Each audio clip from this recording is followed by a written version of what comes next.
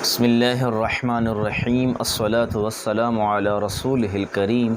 وعلی آلہ وصحبہ اجمعین اما بعد۔ سامعین گرامی قدر، محترم بھائیوں اور دوستوں، آج ہم ایک اہم مسئلہ پر بات کریں گے۔ ابن عربی، محی الدین ابن عربی کی کفریہ عبارات کا تحقیقی جائزہ۔ ابن عربی نے اپنی کتب کے اندر جو نقطہ نظر بیان کیا ہے، کیا وہ اسلامی نقطہ نظر ہے؟ کیا وہ قرآن و حدیث کے مطابق ہے یا ان کے برعکس ہے؟ اور علماء کرام، محققین اسلام ابن عربی کے بارے میں کیا رائے قائم کرتے ہیں؟ انشاءاللہ ان تمام موضوعات پر آج ہم بات کریں گے۔ میرے بھائیو، ابن عربی اپنی کتاب کے اندر چند ایک موضوعات کو ڈسکس کرتے ہیں۔ وہ توحید کی بھی بات کرتے ہیں، نبوت کی بھی بات کرتے ہیں، اور تصوف کی کچھ خاص اصطلاحات کو بھی ڈسکس کرتے ہیں۔ ابن عربی وحدت الوجود کی بحث کرتے ہوئے لکھتے ہیں کہ یہ وحدت الوجود کا علم صرف خاتم رسول اور خاتم اولیاء کو حاصل ہے، اور تمام نبیوں اور رسولوں کو یہ علم خاتم رسول کے واسطے سے ہی حاصل ہوتا ہے، جبکہ تمام اولیاء کو یہ علم خاتم اولیاء سے ملتا ہے، بلکہ تمام رسول بھی اس علم کو خاتم اولیاء سے حاصل کرتے ہیں۔ تو رسالت اور نبوت، یعنی نبوت تشریعی اور رسالت تشریعی دونوں ختم ہو جائیں گی، لیکن ولایت کبھی ختم نہیں ہوگی۔ تو جب تمام رسول اپنے اولیاء ہونے کی جہت سے یہ علم خاتم اولیاء سے حاصل کرتے ہیں، تو رسولوں سے کم درجہ اولیاء کا کیا حال ہوگا؟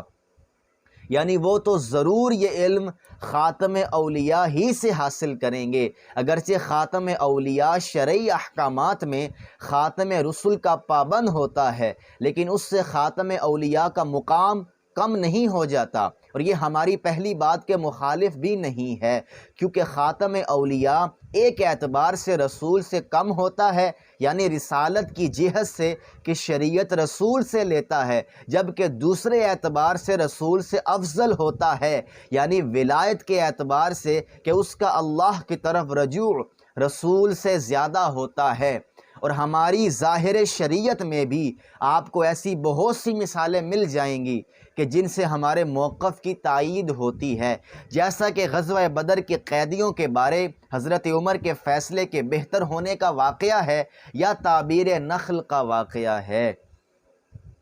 اب یہاں پر ابن عربی کتنی عجیب بات کر رہے ہیں کہ تمام رسول وحدت الوجود کے علم کو یا توحید کے علم کو خاتم اولیاء سے حاصل کرتے ہیں، اور نیچے ابن عربی نے خاتم اولیاء کو رسولوں سے بھی افضل مان لیا کہ خاتم اولیاء رسولوں سے بھی افضل ہے۔ اب یہ خاتم اولیاء کون ہے، میں اس کی بھی وضاحت ابھی کر دیتا ہوں۔ ابن عربی اپنے بارے میں یہ دعویٰ کرتے کہ میں خاتم الاولیاء ہوں۔ وہ لکھتے ہیں، میں 599 ہجری میں مکہ میں تھا، میں خواب میں دیکھتا ہوں کہ خانہ کعبہ کی ایک اینٹ سونے کی اور ایک اینٹ چاندی کی، اور وہ اس طرح بنا ہوا ہے کہ خانہ کعبہ کی عمارت مکمل ہے، اس میں کچھ کمی نہیں ہے، اور میں کبھی اسے اور کبھی اس کے حسن عمارت کو دیکھ رہا ہوں کہ اچانک میری نظر رکن یمانی اور رکن شامی کے مابین طرف پر پڑتی ہے، اور رکن شامی کے قریب مجھے خانہ کعبہ کی دیوار میں 2 لائنوں میں 2 اینٹوں کی جگہ خالی نظر آئی، ایک سونے کی اینٹ اور دوسری چاندی کی اینٹ کی جگہ۔ دیوار میں اوپر والی لائن میں سونے کی اینٹ کی جگہ خالی تھی، جبکہ نچلی لائن میں چاندی کی اینٹ کی جگہ خالی تھی۔ تو میں نے اپنے آپ کو دیکھا کہ میں نے ان دونوں اینٹوں کی جگہ پر کر دی، جیسا کہ میں وہ دونوں اینٹیں ہوں، اور اس طرح خانہ کعبہ کی دیوار مکمل ہو گئی، اور خانہ کعبہ کی عمارت میں کوئی کمی نہ رہ گئی، اور میں کھڑا یہ سب منظر دیکھ رہا ہوں۔ اچھی طرح سمجھ لو کہ میں کھڑا ہوں، اور میں یہ جانتا ہوں کہ میں ہی وہ 2 اینٹیں ہوں، اور مجھے اس میں ذرا بھی شک نہیں ہے، اور وہ 2 اینٹیں میں ہی ہوں۔ اس کے بعد میں بیدار ہوا تو میں نے اللہ کا شکر ادا کیا، اور میں نے اس خواب کی یہ تعبیر کی کہ میں اپنے صنف میں وہی مقام رکھتا ہوں جو رسول اللہ صلی اللہ علیہ وآلہ وسلم کو انبیاء میں حاصل ہے، اور مجھے یہ امید ہے کہ مجھ پر ولایت ختم ہو چکی ہے، اور یہ اللہ کے لیے مشکل نہیں۔ اب ابن عربی بیان کر رہے ہیں کہ میں خاتم الاولیاء ہوں اور آقا علیہ السلام خاتم الانبیاء ہیں، یعنی کہ جو مقام رسول خدا کو نبیوں میں حاصل ہے وہی مقام مجھ کو ولایت میں حاصل ہے۔ تو خاتم اولیاء ابن عربی خود کو کہہ رہے ہیں، اور خاتم اولیاء، اسی خاتم اولیاء سے تمام رسول علم حاصل کرنے آتے ہیں، اور اسی خاتم اولیاء نے کہا کہ تمام رسول مجھ سے کم تر ہیں اور میں ان سے افضل ہوں۔ یہ جو تبصرہ میں کر رہا ہوں انشاءاللہ علماء کی آراء بھی اس پر پیش کروں گا کہ وہ بھی ابن عربی کا رد اسی طرح کر رہے ہیں۔ آگے ابن عربی نبوت، ختم نبوت پر کچھ بحث کرتے ہوئے لکھتے ہیں، رسول اللہ نے نبوت کو اینٹوں کی ایک دیوار سے تشبیہ دی ہے کہ جو مکمل ہو گئی، لیکن اس میں ایک اینٹ کی جگہ باقی رہ گئی، اور وہ اینٹ رسول اللہ ہیں۔ تو رسول اللہ نے اس کو وحدت الوجود یا علم کا باطنی پہلو کو نہیں دیکھا کہ آپ کے بقول آپ نے صرف ایک اینٹ دیکھی ہے۔ اسی طرح خاتم اولیاء کے لیے بھی ضروری ہے کہ وہ ویسا یہ خواب دیکھے جیسا کہ رسول اللہ نے دیکھا ہے، لیکن وہ یہ دیکھے کہ نبوت کی دیوار میں دو اینٹوں کی جگہ خالی ہے، ایک سونے کی اینٹ اور دوسری چاندی کی اینٹ۔ تو یہ دو اینٹیں یعنی سونے اور چاندی کی ایسی اینٹیں ہیں کہ اگر نہ ہوں تو نبوت کی دیوار نامکمل ہے، اور اگر ہوں تو نبوت کی دیوار مکمل ہے۔ تو اب خاتم اولیاء کے لیے ضروری ہے کہ وہ یہ دیکھے کہ وہ خود ان دو اینٹوں کی جگہ لے رہا ہے۔ تو خاتم اولیاء ہی یہ دو اینٹیں ہیں، اور اسی سے نبوت کی یہ دیوار مکمل ہوگی۔ اب خاتم اولیاء اپنے آپ کو دو اینٹوں کے برابر کیوں دیکھ رہا ہے؟ اس کا سبب یہ ہے کہ وہ ظاہر شریعت میں خاتم رسل کے تابع ہے، اور خاتم رسل چاندی کی اینٹ ہے جو کہ اس علم کا ظاہری پہلو ہے، اور اس پہلو میں خاتم اولیاء خاتم رسول کا متبع ہوتا ہے، اور خاتم اولیاء اللہ سے اس علم کے باطنی پہلو کو بھی حاصل کر رہا ہوتا ہے کہ جس علم کے ظاہری پہلو میں وہ خاتم رسول کا متبع ہوتا ہے، کیونکہ خاتم اولیاء حقیقت کو جیسے کہ وہ ہے دیکھ رہا ہوتا ہے۔ تو خاتم اولیاء کے لیے ضروری ہے کہ وہ یہ خواب اسی طرح دیکھے کہ خاتم الاولیاء کی جگہ سونے کی اینٹ کی جگہ ہے، جو کہ اس علم کی حقیقت ہے، کیونکہ خاتم اولیاء نے بھی یہ علم وہیں سے حاصل کیا ہے کہ جہاں سے وہ فرشتہ حاصل کرتا ہے جو رسول پر وحی نازل کرتا ہے۔ استغفر اللہ۔ اب اس پیراگراف میں دو باتیں قابل غور ہیں۔ ایک تو ابن عربی کہہ رہے ہیں کہ اس نے ایک اینٹ کو تشبیہ دی اپنی ذات سے کہ وہ اینٹ میں ہوں اور مجھ سے نبوت کی جو دیوار ہے وہ مکمل ہوگی، اور ساتھ یہ بات کر رہے ہیں کہ جو فرشتہ نبی پر وحی لے کر آتا ہے، نبی کو جہاں سے علم لا کر دیتا ہے، میں بھی وہیں سے علم لیتا ہوں۔ اب یہ تبصرہ جو میں نے کیا ہے یہ بھی انشاءاللہ علماء کی آراء نقل کروں گا کہ ابن عربی نے کتنی خطرناک بات کی ہے۔ علامہ ابن تیمیہ نے بڑی وضاحت کے ساتھ ابن عربی کا رد کیا۔ علامہ ابن تیمیہ لکھتے ہیں، اور نام نہاد فلسفیوں کی اس جماعت کا یہ خیال ہے کہ نبوت ایک ایسا مقام ہے اور مرتبہ ہے جو فلسفے میں کمال رکھنے والے ماہرین کو حاصل ہو جاتا ہے، اور صوفیاء میں سے اکثر فلاسفہ اسی فکر کے زیر اثر نبوت بلکہ اپنی اس سے بھی بلند مقام حاصل کرنے کی خواہش کرنے لگے، جیسا کہ سہروردی سے ہم تک اس کا یہ قول پہنچا ہے کہ وہ یہ کہا کرتا تھا کہ مجھے اس وقت تک موت نہیں آئے گی جب تک مجھے یہ نہ کہا جائے قم فانذر، یعنی کھڑے ہو کر انذار کرو۔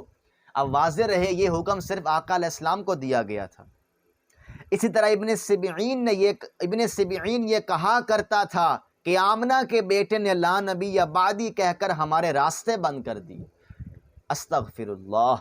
اسی طرح ابن عربی فتوحات مکیہ کے مؤلف نے خاتم الاولیاء کی اصطلاح میں ایسی باتیں کی ہیں،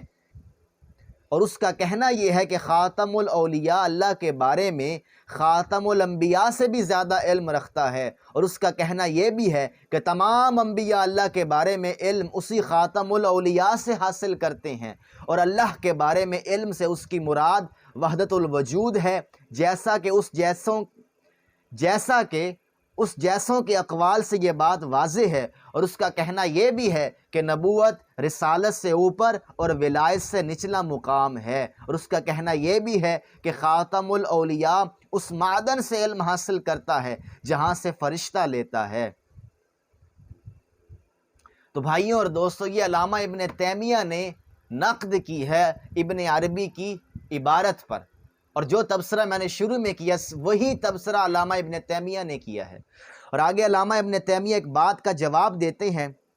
اور ابن عربی کے اس قول کی بنیاد ملحد فلسفیوں کا یہ اصول ہے کہ ملائکہ سے مراد وہ نورانی اور خیالی صورتیں ہیں جو نبی کے نفس میں پیدا ہوتی ہیں، اور کلام الہی سے مراد نبی کے نفس میں ان صورتوں کا حاصل ہے۔ تو ان ملحد فلسفیوں کا کہنا یہ ہے کہ نبی تو ان خیالی صورتوں سے علم حاصل کرتا ہے جو اس نفس میں پیدا ہوتی ہیں اور عقلی علوم پر دلالت کرنے والی ہوتی ہیں، نہ کہ خود علوم عقلیہ ہوتی ہیں، جبکہ ولی محض علوم عقلیہ حاصل کرتا ہے۔ اس لیے ان کا کہنا یہ ہے کہ ان کا پروردگار سے کلام کرنا موسیٰ کے اپنے رب سے کلام کرنے سے افضل ہے، کیونکہ ان کے بقول موسیٰ نے تو حروف اور اصوات کے حجاب کے ساتھ پروردگار سے کلام کیا، جبکہ انہوں نے اپنے نفس میں پروردگار سے کلام کیا کہ جس کا کوئی خارجی وجود نہیں تھا۔ تو بھائیوں اور دوستوں، یہ علامہ ابن تیمیہ نے ابن عربی کا رد کیا ہے۔ اسی طرح علامہ علاء الدین البخاری بیان کرتے ہیں، اچھی طرح جان لو کہ فصوص الحکم کتاب کے مصنف نے بہت بڑی بکواسات اور حد درجہ احمقانہ باتیں کی ہیں کہ اپنے گھٹیا نفس کو اپنی بدبختی کے سبب آدم علیہ السلام بلکہ تمام انبیاء سے افضل قرار دیا ہے، اور اس کا کہنا ہے کہ دین اسلام کی عمارت ایک سونے اور ایک چاندی کی اینٹ سے مکمل ہوگی، اور سونے کی اینٹ سے مراد وہ خود بدبخت ہے، جبکہ چاندی کی اینٹ سے مراد اس کے نزدیک رسول اللہ ہیں۔ اس شخص نے ایسی باتوں سے خدا کو جھٹلا دیا ہے کہ اس کا خیال ہے کہ یہ دین حضور کی بعثت کے ساتھ مکمل نہیں ہوا، کہ اس میں دو اینٹوں کی جگہ ہے، کہ جس میں چاندی کی اینٹ تو ختم نبوت کی ہے اور سونے کی اینٹ ختم ولایت کی ہے، اور ختم ولایت کی اینٹ سے مراد وہ خود ہے جو کہ مسیلمہ کذاب سے بھی بڑا دجال ہے۔ یہ علامہ علاء الدین البخاری نقل کر رہے ہیں، لیکن اس نے تو آپ صلی اللہ علیہ وسلم سے افضل ہونے کا دعویٰ، تو مسیلمہ کذاب نے تو کم از کم اپنے آپ کو رسول کے مساوی قرار دیا تھا، لیکن اس نے تو آپ سے افضل ہونے کا دعویٰ کر دیا، اور یہی وجہ ہے کہ اس کے بدبخت ملحد پیروکار اسے خاتم الاولیاء کہتے ہیں، اور وہ ملعون اسے رسول اللہ سے افضل مانتے ہیں۔ شاید بھنگ اور چرس کے استعمال نے اس کی مت مار دی تھی کہ وہ ایسا الہاد ایک خواب کی بنیاد پر حکم نبوی سمجھ کر پھیلاتا رہا کہ جس کی خواب کی تصدیق کوئی احمق اور گمراہ ہی کر سکتا ہے۔ اب آئیے بھائیوں اور دوستوں، ملا علی قاری کیا بیان کرتے ہیں، اور ملا علی قاری بھی اسی قسم کی بات کرتے ہیں، اور ابن عربی کا رد کرتے ہیں کہ ابن عربی نے بکواسات کی ہیں، وہ رسول خدا سے خود کو افضل مانتا ہے، اور اس نے نبوت کا درجہ گھٹا دیا، ولایت کا درجہ بڑھا دیا۔ امام ذہبی بیان کرتے ہیں، ابن عربی کی ردی ترین کتابوں میں فصوص الحکم ہے، اگر اس میں کفر نہیں تو پھر دنیا میں کہیں بھی کفر نہیں ہے۔ اور علامہ ذہبی بیان کرتے ہیں، ہمارے استاد ابن دقیق العید نے ہم سے بیان کیا، اور انہوں نے اپنے استاد شیخ عز بن عبد السلام سے سنا کہ وہ ابن عربی کے بارے میں کہہ رہے تھے کہ وہ برا اور جھوٹا شخص ہے جو عالم کو قدیم مانتا ہے اور نکاح اور زنا میں فرق نہیں کرتا۔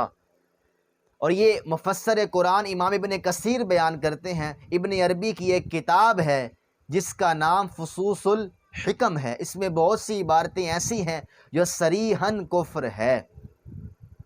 تو بھائیوں اور دوستوں، یہ میں نے علماء کرام کی عبارات آپ کی خدمت میں پیش کی کہ ابن عربی کے بارے میں علماء کا نقطہ نظر کیا ہے۔ یہ بہت بڑی غلط فہمی ہے کہ ابن عربی کا رد نہیں کیا گیا، اس کی کفریہ عبارات پر تنقید نہیں ہوئی ہے میرے بھائیوں، میں آپ کی خدمت میں پیش کر رہا ہوں۔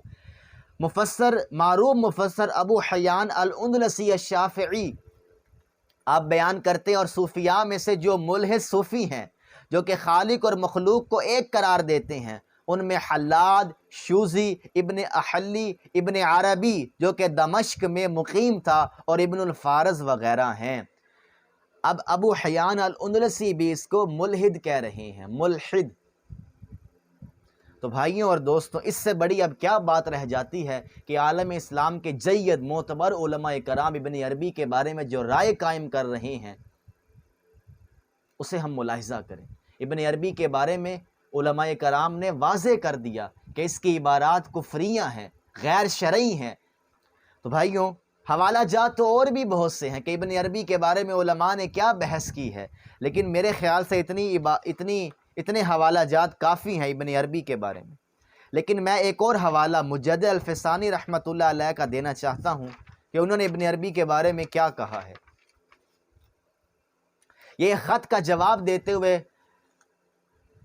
مجدد الفسانی بیان کرتے ہیں، میرے مخدوم فقیر، اس قسم کی باتیں سننے کی طاقت ہرگز نہیں ہے۔ میری رگ فاروقی ایسی باتوں سے بے اختیار جوش میں آ جاتی ہے اور ایسے کلام کی تعویل و توجیہ کی فرصت نہیں دیتی۔ ان باتوں کو کہنے والا خواہ شیخ کبیر یمنی ہو یا شیخ اکبر شامی، ہمیں تو محمد عربی کا کلام یعنی حدیث درکار ہے، نہ محی الدین ابن عربی اور صدر الدین اور عبد الرزاق کاشی کا کلام۔ ہم کو نص یعنی قرآن و حدیث سے کام ہے، نہ کہ فص یعنی فصوص الحکم سے۔ فتوحات مدنیہ یعنی رسول اللہ کی احادیث نے ہم کو فتوحات مکیہ یعنی ابن عربی کی فتوحات سے بے نیاز کر دیا ہے۔ حق تعالیٰ اپنے کلام مجید میں علم غیب کے ساتھ اپنی تعریف فرماتا ہے اور اپنے آپ کو عالم الغیب فرماتا ہے۔ حق سبحانہ و تعالیٰ سے علم غیب کی نفی کرنا نہایت ہی قبیح اور برا ہے۔ اور آگے مجدد الفسانی فرماتے ہیں، افسوس ان کو اس قسم کی صریح خلاف شریعت کلمات کہنے پر کس چیز نے آمادہ کر دیا۔ یہ مجدد الفسانی نے مکتوبات کے اندر اس کو بیان کیا ہے۔ بھائیوں اور دوستوں، میں نے ابن عربی کے حوالے سے علماء کرام کی آراء آپ کی خدمت میں پیش کی، ابن عربی کا نقطہ نظر بیان کیا اور اس پر تنقید کی ہے کہ یہ غیر شرعی گفتگو ہے، غیر شرعی نقطہ نظر ہے، اور یہ سب کچھ میں نہیں کہہ رہا، حافظ ابن کثیر کہہ رہے ہیں، علامہ ذہبی کہہ رہے ہیں، ملا علی قاری کہہ رہے ہیں، شیخ احمد سرہندی کہہ رہے ہیں، علامہ ابن تیمیہ کہہ رہے ہیں، میں نہیں کہہ رہا، یہ سب انہی کا تبصرہ ہے۔ فتویٰ لگانا ہے تو ان علماء پر لگائیں، اور یہ کوئی عام ہستیاں نہیں ہیں، بہت جید علماء کرام ہیں۔ اگر ان کو ابن عربی سمجھ آ رہا ہے اور آج آپ کہیں کہ ابن عربی سمجھ میں نہیں آ رہا، ان کو آ گیا، یہ آپ سے زیادہ سمجھدار تھے۔ تو بھائیوں اور دوستوں، ابن عربی کے بارے میں جو صحیح نقطہ نظر تھا اور جو میری تحقیق تھی وہ میں نے آپ کی خدمت میں پیش کر دی۔ وما علینا الا البلاغ۔